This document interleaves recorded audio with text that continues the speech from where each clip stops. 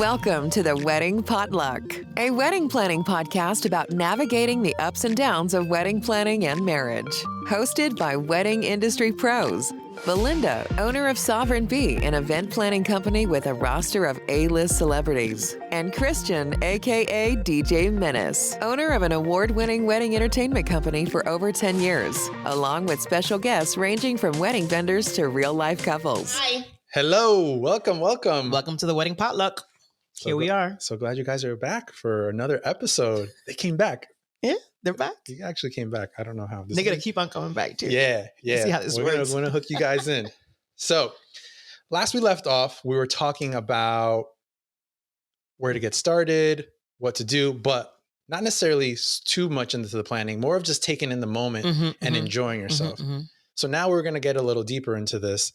And we decided we're going to probably do this in two parts because there's just so much to get into. And the next part is choosing your vendors, which is a big one. But this episode, we're going to focus on choosing Belinda. the perfect, Yes, you'll get to Belinda. You'll get to Belinda. But we're going to talk about choosing the perfect venue. Okay. Right? Because I think that's the big basis or the foundation of where all the other things are going to come into place. Correct. Including your other vendors. Right? Yes, I have to agree with you. Okay. What do we start with? Even before maybe getting to that venue. We left off last time, we were talking about budget, right? So how much you're going to spend, depending on how much you're going to spend, that's the type of venue you're looking for. So if you want to go to Ohika Castle, you better have Ohika Castle money, right? Okay, I got you. But then you can do a wedding also like in a Marriott Marquis Hotel. Right? It's two different budgets, right? Okay. One's about 40,000 and the other one's about, what did you say, like 100? Yeah, 50 at least. It's not apples to apples. Yeah, it's not apples to apples, but it's apples and oranges. You can pick. Yeah, pick your poison. You know? I think the other thing I want to add to that is the date. But that date, oh yes, I forgot. That's a big one. The date, picking the date, but also you can start not necessarily saying I'm going to do this exact date, but you can start maybe with the season. You know, maybe the time frame in the season, depending on where you live in the country. So a lot of people tend to want to get married on their anniversary dates. I get a lot of that. Really? Yeah. They're like, oh, we met on 2/24/14. We want to get married on 2/24/24. So a lot of people do that. Really? Right? Yeah, they pick. I always people talk about like a double heartbreak if it doesn't work out though. It's gonna work out, Christian. This is not where we're going here. This is the Wedding Potluck. Yes, you're right. It's not all the Wedding here. Crap Show. Okay. So picking a date is very important, right? So sometimes we want a fall wedding, like you said, right? But that's still high season. That is in the Northeast. Prime time. September, October, now going into November even. It is like every weekend, every weekdays are booked. Well, weekdays are booked too, but they're less booked, right? So if you do want a fall wedding, you might have to book your venue on a Wednesday or Thursday. So keep your mind open as to like, you might not have a weekend wedding and then play it around the holidays. Okay. Right? Yeah. You also play around holiday, play around Halloween, play around. Right. It depends. It's going to be your lasting memory. So you're going to have to live with it at the end of the day. Forever. Forever. Okay. So we got the date. We're trying to zone in on the date. Now we're going to go start trying to pick that perfect venue. So we're going to start probably visiting some, right? Yes. Okay. So you're going to go to venues again, like I said. Treat it like it's a car dealership, right? So you're going to go to many venues. When people come to me and they're like, oh, we don't have a venue, we want a planner. And I'm like, okay, great. I'm still going to send you to venues. Okay. Because I need to get what they like and what they don't like at a certain venue. So I say pick 3 venues, one out of your budget, one within your budget, and one you think is your spot. Like that's the venue you think you're going to get married at. Right. Pick 3 venues and go to them. Okay. And then when they come back, I'm like, okay, checklist. So what did you like? What did you like about A? What did you like about B? What did you like about C? Okay. And they're like, okay. So they come back and they usually don't like any of the venues. And then I'm like, okay, based on what you've told me, I think I can give you 3 venues you might like in the area. You're helping them find out what they want, even though they didn't know what they really wanted. But they have to kind of get their hands dirty a little bit to figure that part out. I think the other thing I want to add to that is I like the fact that you kind of tell them to go to 3. I know some people who go to like 15 to 20 and talk about overwhelmed. That's overwhelming. You know what I mean? Like you get to the point where you don't even know what these venues are offering you anymore because you start like mixing it up. Right. Like, did this place say I could get married on site? Are they antipasta? I don't like, you just lost. Yeah. So don't overdo it either. No. Definitely. I say three is a good number. I like that. Yeah. And I think that's almost like a rule of thumb, even if you're just doing like estimates for your house to get painted. I always do get three different estimates, you know? 3 bids, for yeah. sure. So I think that's a very good start. Now, when you start going to these venues, and let's say people start visiting, a lot of venues are going to recommend people that they work with, right? Most venues have their preferred vendor list, right? And they have them in different categories, from transportation to hotels to DJs to planners. That being said, right, just because your vendor is not featured at the venue doesn't mean that they're not good. Absolutely. And also, if they are in the preferred vendors, it doesn't mean they're good, or they might not necessarily fit your scheme or your vibe or style, your style, or even your budget. Very good. Yeah. Right. It happens. I completely agree. You know, although there are some preferred vendors on lists that you might get when you're visiting these venues, it's not to say that you can't look them up. Maybe look about online, you know, do a little research on them, reach out to them if maybe you feel more comfortable working with somebody who has experience there, but that doesn't necessarily mean that they will be the best fit for you. And just because you said something too, and just because they haven't worked at the venue doesn't mean they can't work at the venue. That's why you do a site visit and you check it out and you learn more about the venue, right? All the time. So yeah. I mean, I've been doing this for so long, and every now and then there's new venues that pop up that I've never worked at. It's not because I don't have wedding experience. It's just they're just new. Maybe they're a year or two old.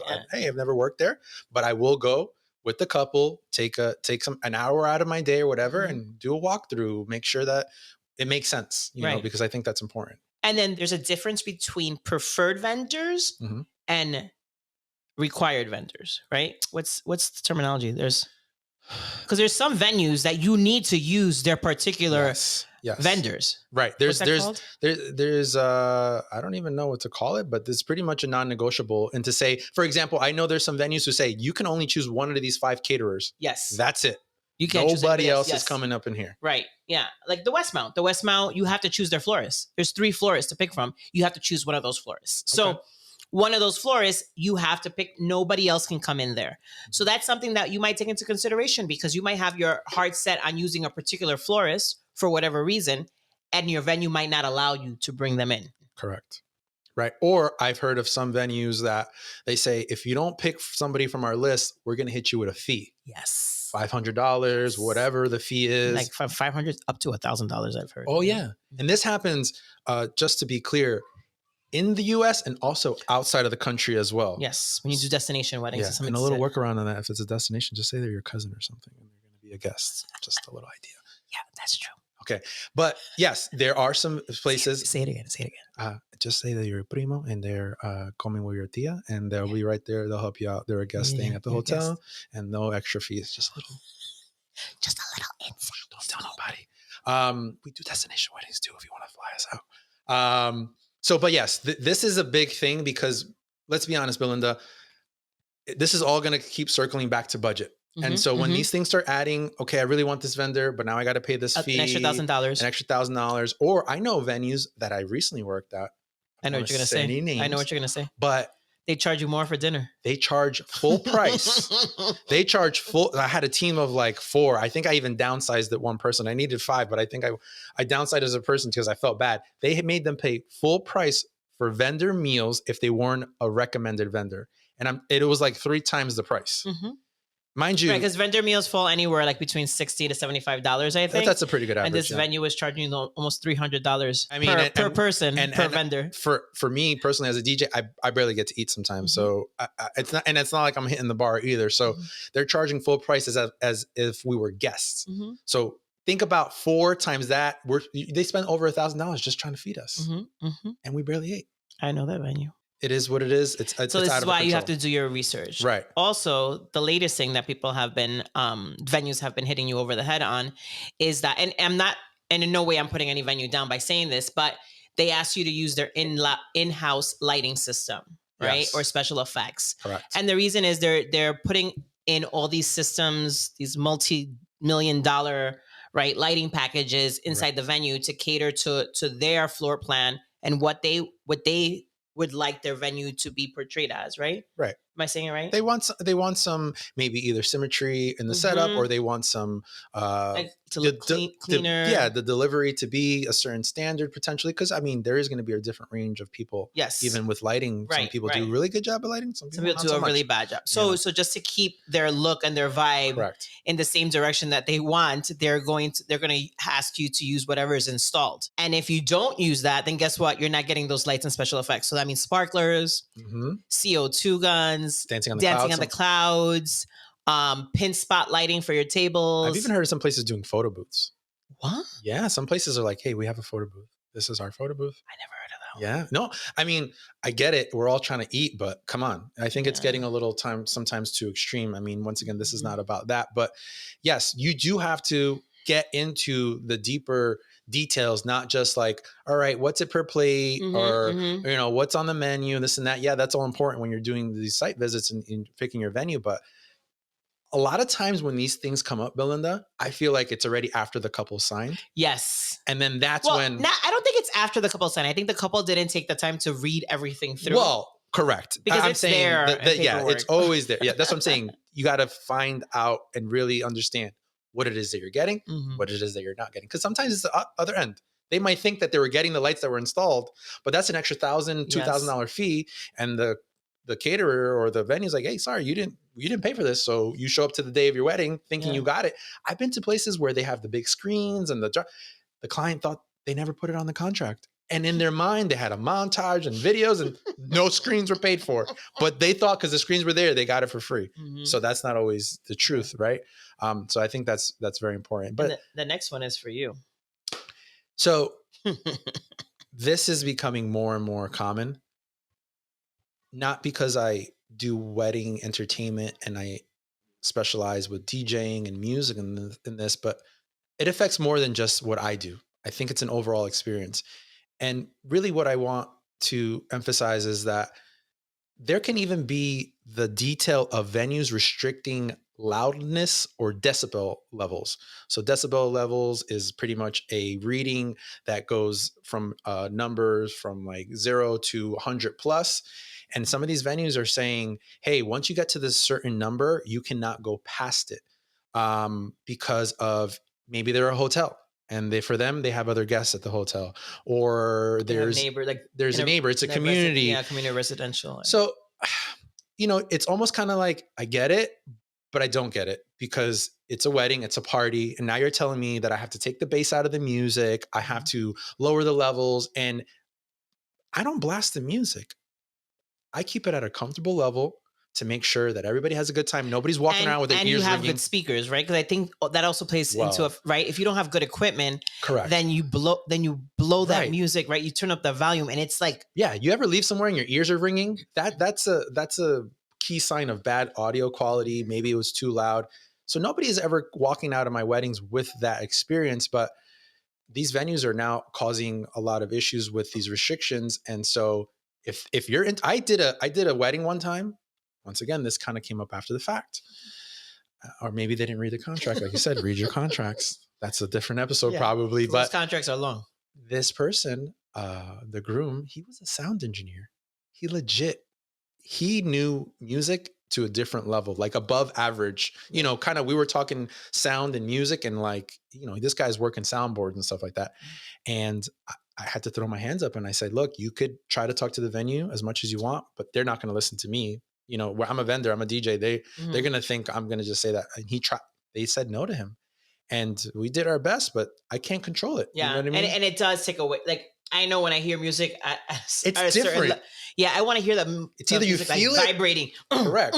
Yeah. You need a little bass. You need a little, to kind of feel the energy. Like that's why there's dinner music volume. Yes. And then there's dancing volume because it's a different moment. But when it's time to party and time to dance, you need to kick it up a notch. And so that is something that some venues are pretty strict on. And even with these outdoor venues too, I'm seeing that a lot, right? These barns and these cool, you know, I have this amount of acres and you're just like, wow, there's nobody around me. No, they still have sound ordinances, and they will say, hey, after a certain time, you know, no more loud music. I've had cops come to weddings, and, you know, cause neighbors are calling cause it echoes out into the community. And so Is it a deal breaker for you? Maybe, maybe not. Something to think about, right? Yeah, I for think that's a sure. big one that not a lot of people are really, No. Discussing or talking about That's these what we're days. here for. That's what we're here for. The wedding potluck. We're gonna put you up on some game, okay? So what else? I think a big one is what? Manja, comida, Catering. food. Yes, you got to eat, right? Why are you picking this place to eat? So to me, I think food and music, I would say, are my top two. One more time. Can you say that one? Wait, what was the top Okay, two? so as far as the client experience is concerned, right? Uh-huh. Your guest experience, what you want people to leave, like walk away that wedding saying Yes. is, I had such a great time, right? Mhm. And the way to most people's hearts are through their stomach. Yep. Some good food. Catering, like people will speak about your food forever. Ever. Somebody gets served bad food at a wedding and they're talking about it 5 years from now. Like the food was disgusting. Yep. So it's really important to make sure your venue has the cuisine you like. Correct. And if they charge you for a tasting, take the tasting, pay for it. It's worth it. It's worth it Yeah. because you don't want crappy catering. No, like once you're there, you're there. Yeah. And they don't really have, like, most places. It's like it gets to the point, especially if you're doing a sit down, you get one of whatever choice. You got this, the fish, the steak, the chicken, beef, chicken, or fish. Yeah, that's it. So they're not really like, you can't return it and be like, can I get something else? Can I get something else on the menu? You could get one of maybe the other two things that. Not even. Yeah, if you're lucky. That's not Sometimes even. they run out because No, they order. Yeah, it's They order a certain amount. Yeah, you can't change your meal. So it is what it is. That's a big one. Mm-hmm, Catering is big. And so once again, going back to what we talked about before, some venues restrict you on the catering. Some venues have their in-house caterer that it's only just one person, not one person, but like one option of to go with. And that's what you got to go with. So the tasting idea, I think, is great in the sense of, like, if you have to pay for it, pay for it. Or there's some venues that quarterly or every now and then they'll do like small little tasting groups. Yes, they have tasting they'll groups. They'll invite you over. Don't miss that one. And then also, right, if your caterer has to be kosher, sometimes they have restrictions on who you can bring in. Absolutely. And then their kitchen might not be up to kosher standards. So your kosher catering company has to bring in a whole kitchen. Yep. I've seen in addition to the kitchen they have. That's a production. Right? So that's a whole entire cost. That can bring up your budget like $20K. A lot. These things are big. Those warmers and all those, this not small equipment. Yep. Yeah. So you have to really dig in deeper. Like, I know some venues you fall in love with and it's like you want to sign right away, but before you sign, consult with somebody, like consult with a professional. This is why I'm here. Take a little time. Yeah. Sleep on it, take a week to do your research, whatever. And make sure that it's a good fit. And let's stay with catering. Let's talk about bar. Yeah, we're already, right? Drinks. Right? Yeah, the drinks. Bye. What are in these cups? We don't know. Agua. We're keeping it professional. So the drinks. What kind of bar packages are they offering? What type of liquor do they have? Right. Do they have 1840? I mean, girl. Yeah. I'm a Kirkland Do they have guy. Glenlivet 12? Like, what are we doing here? Like, what are we drinking, people? No, seriously. There's different, top shelf. There's what's included. Premium. Yeah. I mean, and then sometimes you could do just wine and beer and champagne, right? So make sure they have a catering package that agrees with your guest count, right? Sometimes you still might get a fee even if you want to do a non-alcoholic. Yes. Wedding. Correct. Then what? So are you paying really $60 per person for liquor when only 2 people are going to drink? Correct. Or that's when you should do a cash bar, right? And like pay on consumption, things like that you need to know about. There's a lot of variations, or even the fact that, liquor, some places, depending if it's like a catering situation or not, you might need 1 bartender, you might need 3 bartenders, and sometimes they're charging even per bartender. Yes, right? They do. They split it up with that, and that's going to depend on your guest size, obviously, but once again, extra moving parts, extra things in the budget. And then if you have a wedding, let's say like in a warehouse that doesn't have any catering or bar packages, then you need to purchase the liquor on your own. You need to get additional insurance for purchasing that liquor because now you're the host serving the liquor. Yeah. It gets complicated. Right. So, I mean, since you mentioned the word insurance, Mm-hmm. what do you think about wedding insurance? Ooh, you need to get it and quick. Yeah. Yeah. It's a big one. Eventhelper.com. Okay. That's a recommendation. Yep. I don't really deal with wedding insurance. Yeah. Like that. Eventhelper.com. Okay. Think they're pretty good. Okay. So look, I used to use them before I was even like a corporation, right? So I used to Yeah. use them. Look I at have that. my own insurance now, but yeah, I used to use them. It's pretty simple, and Right. it's like for all the states, and you can see, you know, pull up New York, New Jersey, and the requirements base. You, of Right. course, you have to consult with your venue to see what they hold you accountable for. Right. Or what minimums they need. The minimums, right. So, but yeah, they're great. They're a great tool. Should they sponsor us? Eventhelper.com. Oh, yeah, I got to check them out. But I'm sold. If Belinda's telling me it's legit. I use them all the time. The other thing is insurance, I think, became a little bit more After common COVID. or, in the forefront or on top of people's mind after COVID Mhm. because it saved some people's asses. Yep. Let's be honest. sure. I know some people who had the insurance. And they were like, "Oh, I'm good." Cancel it. You're just like, yeah, I'll cancel everything. I got it covered. I'm Yeah. like, wow, Yeah. okay. The insurance is not only for day of situations. Sometimes it's even if things happen beforehand, right? Yes. To Like my if you call understanding. off the wedding, right? Yeah, that's a That big happens. one. That happens a But lot. that doesn't mean that it covers all your vendors. No, it doesn't. But it does. It can help you. Yeah, no. I Mhm. mean, usually it kind of comes in clutch with the venue stuff side of things, which is typically your biggest investment. Right. You know, that's going to be a big chunk of your change that you're investing is the venue. Mhm. Okay, so I think insurance is important. So not to jump around a little bit, but Jump around. get down. Okay. Sorry, I was about to start freestyling. We're in an interesting area of the country, right? Because Mhm.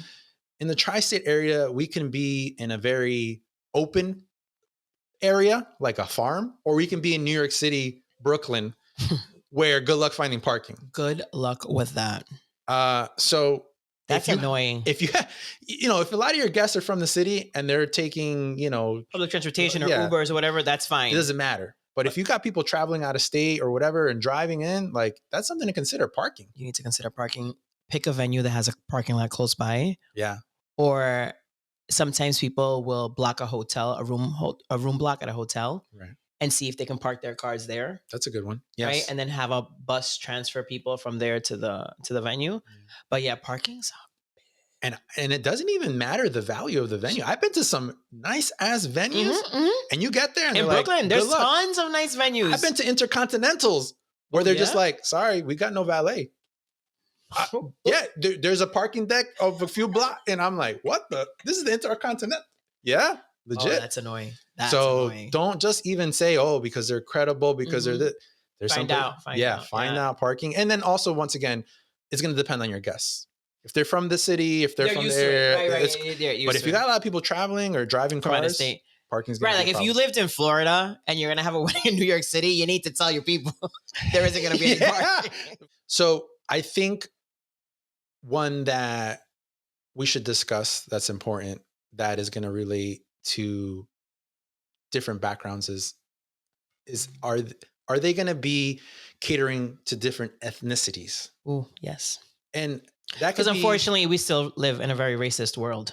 I mean, it is what it is. It happens. It is what it is. And some venues don't want to adapt to different cultures. And, so you have to make sure that your venue is welcoming for you. 100%. That it's going to welcome your culture, whatever that might be. It's going to welcome your religion, whatever that might be. Your beliefs. Whatever. So I would do a little homework on that, right? Like you can just go through the Google's reviews and see if there was any weddings. Right. That resonate with what your vision is or what you're looking to do. And I know that we're also in a time where there's certain couples out there who want to support maybe a Black owned business or a Latin owned business, or they want to make sure that either their vendors or the venues are LGBTQ plus friendly or, So this is interesting. So I have a Caucasian bride. She went to a venue and I'm her planner. And she asked the venue, she's like, are there any Black owned businesses? Yeah. I looked at her like, I'm like, why are you asking for, right? So I'm like, but then I found out that her fiance was Black, but I didn't know that, right? So of course they're pitching this to her, and she's like, "Okay, I would like an African American vendor on the catering for the catering." And they're like, "Oh, we don't have any." Oh. She was like, "What?" Look at that. So, and this was one of the venues that you have to use one of their 5 caterers. That happens, yeah. And she said, "Well, I'm not going to pick your venue because if you don't have one, I can't." And they were like, "We'll let you bring one in." So you see how they accommodated to what she needed. The kosher thing. There's some places, if you need kosher and they don't have kosher, like what are you going to do? Yeah. That's part of your day. Yep. Like you can't compromise on certain things. What it comes down to. Those are deal breakers. Yeah. Like, and so I think all those things are very important to be mindful of and consider when you're doing your research here. I got one more. Oh, okay. I think this might be the last one, right? This is the last one. Okay. Last one. Ready? Bridal suites, groom suites. Oh, they are super duper important because that's a whole additional extra cost. Yeah, right? I think I might add one more thing to that because now you got me thinking. Go. If you want to get married on site, there's some places that don't have the space, okay, or their space let's is do not mine that first, great. and then you could be last. Okay, so the first one is the bridal suites. A lot of venues have bridal suites, but they only will let you use them a certain amount of hours prior to your ceremony.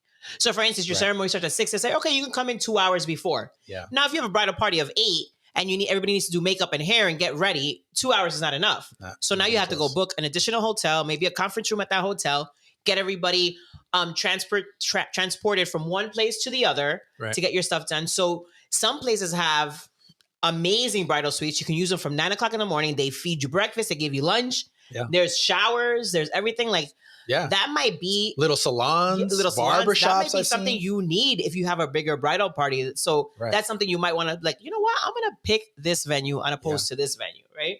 Like, for instance, I don't care. I'm going to give out names because that's how I am and it is what it is.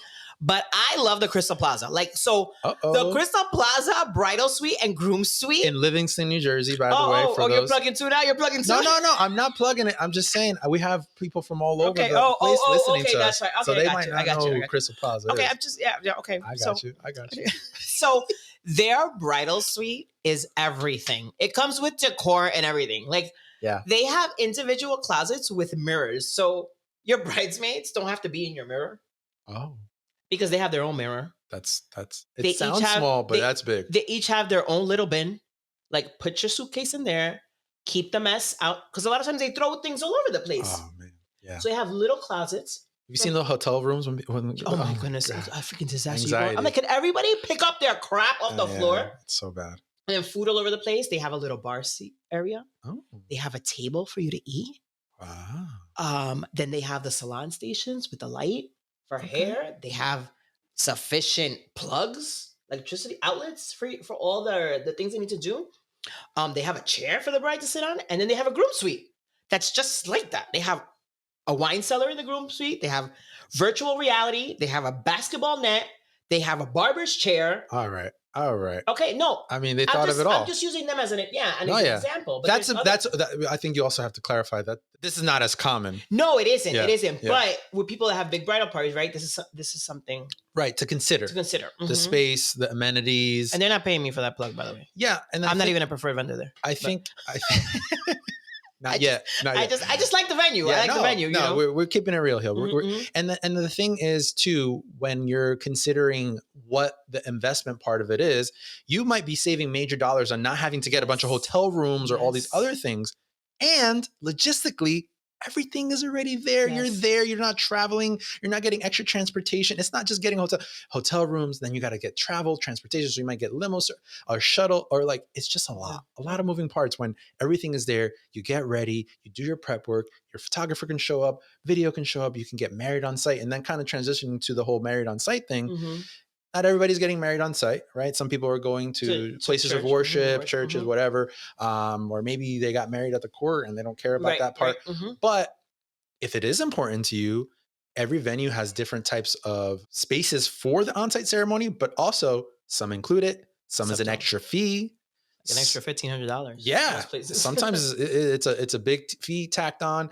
And then depending if they have another wedding, Right. Sometimes you can't even keep you got to stress about the decorations having to be removed right away. I've seen that. Yes, like, hey, like we got another one going on in an hour or two. You got to take out all these flowers and arches, and now you got your team scrambling. You got to pay extra for the florist to stay on site to remove the stuff. Like, it gets complicated. With that said, that's why you need to consult with a wedding planner. Wedding planner professional who can kind of guide you through all of this, right?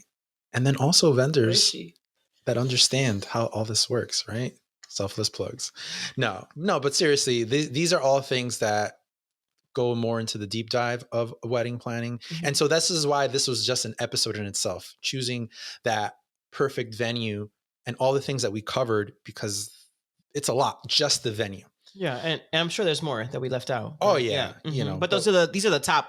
Right. These are some top things. Yeah. These are like we can go all day. We can be here on for hours. We want to make this also easy to listen to and digestible. Then you can talk about tips, right? Like how much you have to tip. Oh God. Woo, baby. Well, that's, I look. All right. This is the last one. Is it really, Christian? Is this the last one? I think this is the last one. Okay. So since you mentioned that, it made me think of gratuity. It made me think of gratuity in the sense of people going to venues and the venue saying, okay, it's X amount of dollars a plate. Mm-hmm. They budget for X amount of dollars a plate, but then they get hit with the taxes and the gratuities and they can't afford the venue anymore. Right. I've had brides. I've known people who are ready to go sign a contract and walk out crying because now it's another $10,000 or whatever more because they didn't calculate the taxes and the gratuity. Tell them, it's $250 per person. Yes. Just give me the final price, man. Right, it's $250 per person. They're like, okay, $250 per person. They go home, they do their numbers, and they come back, okay. Plus the 10% you have to give the day of the wedding for your maitre d' fee, your chef fee, your waiter fee, guest fee, concierge, parking attendant. I mean, taxes, you name it. Like you said. Yeah. Mm-hmm. And then now you're in a different ball game. Mm-hmm. Now you didn't budget for any of that. So I think gotta read the fine lines. Yes. Fine print. I think that's it for us here today at the Wedding Potluck. The next episode, we're going to continue the part 2 of vendors, because obviously there's a lot more vendors than just your venue. Mm-hmm. But this was just obviously such a big one, being that it is the foundation of your day. Because with this decision, you can start moving on to the next stuff. Correct. Picking your other vendors. So stay tuned to our next episode where we're going to go into the part 2 of choosing your vendors. And we're going to give you who's who. Who's who? Who's who? Who are you? And the who's who? Like the vendors, the who's who? Like what's what? Yeah, no? Yeah. Belinda's going to give it to you straight. The who's who, the what's what. Okay, Christian. All right, guys. Thanks for listening. We'll see you guys next time for part 2 of choosing your vendors. Okay, here at the Wedding Potluck. We're out. Thanks for tuning in to the Wedding Potluck, your go-to podcast for all things wedding planning. We hope you found our discussions and expert tips helpful in creating the wedding of your dreams. If you have a story you'd like to share or a topic you'd like us to cover, feel free to reach out to us through our website, theweddingpotluck.com, or on social media at The Wedding Potluck, where you can also find more inspiration and resources. And remember, no matter how big or small your celebration, the most important thing is the love that brought you together. Until next time, let's raise a toast to love.